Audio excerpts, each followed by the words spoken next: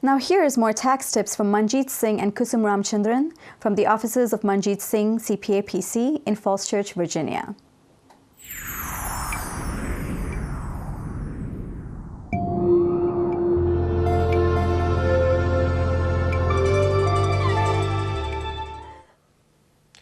Ladies and gentlemen, good morning. This is Manjit Singh from Manjit Singh CPA PC. And I have Kusum Ramachandran with me. She's an enrolled agent from our office.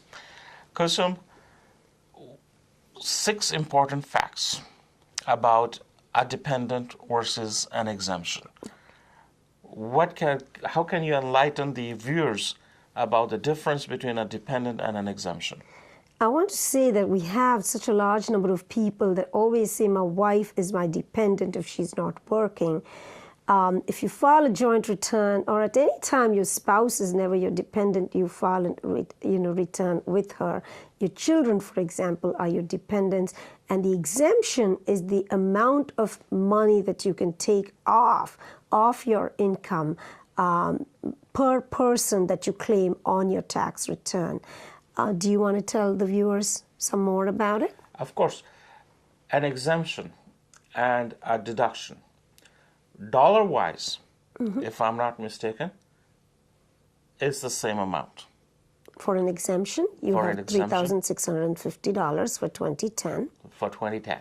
And a dependent exemption, deduction is also $3,650. That's correct. So if on the personal tax return you are claiming 2 children as a dependent, is $3,650 each individual.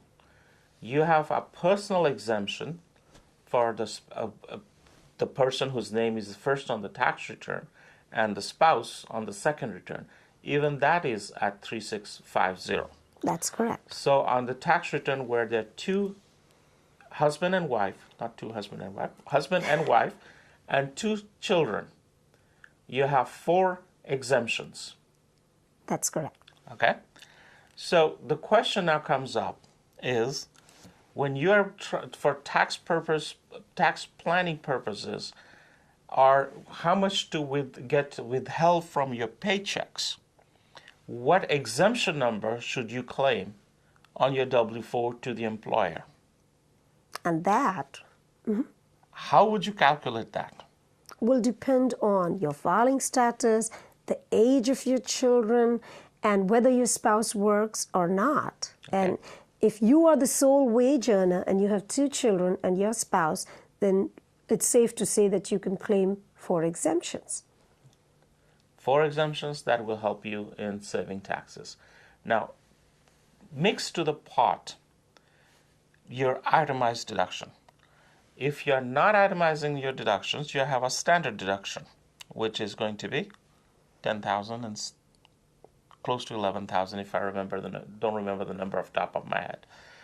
But if you are having the mortgage interest, real estate taxes, how would you factor that into on your W-4 so that you get a little better paycheck in your hands?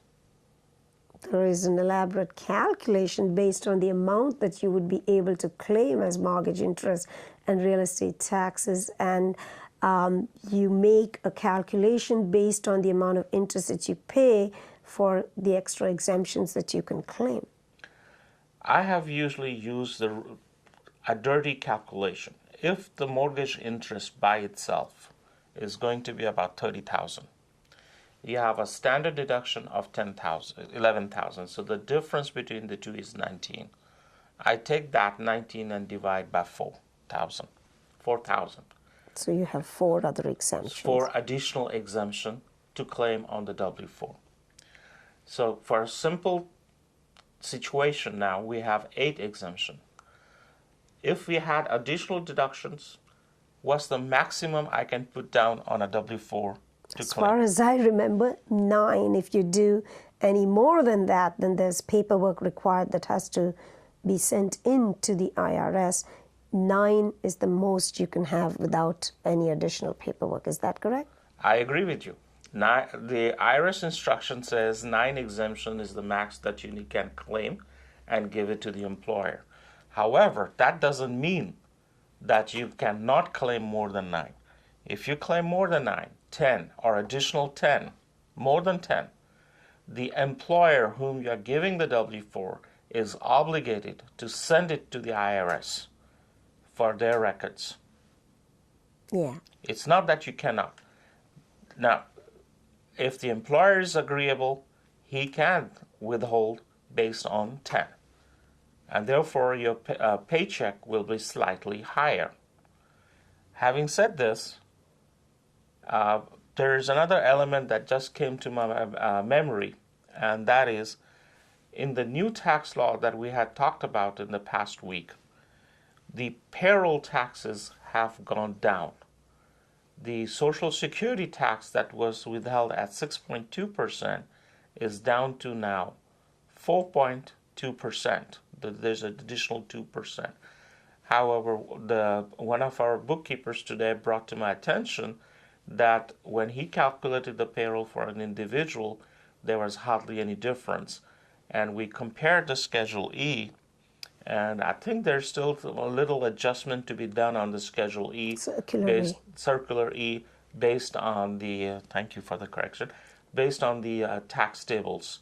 I think there's a little error with respect to the child tax credit. If there are any questions, I believe you are eligible to send it to Chandran to forward it to us, and we'll be more than happy to take it up in the coming weeks. Till then, folks, this is Manjit. And I'm Kusum. Thanks for watching.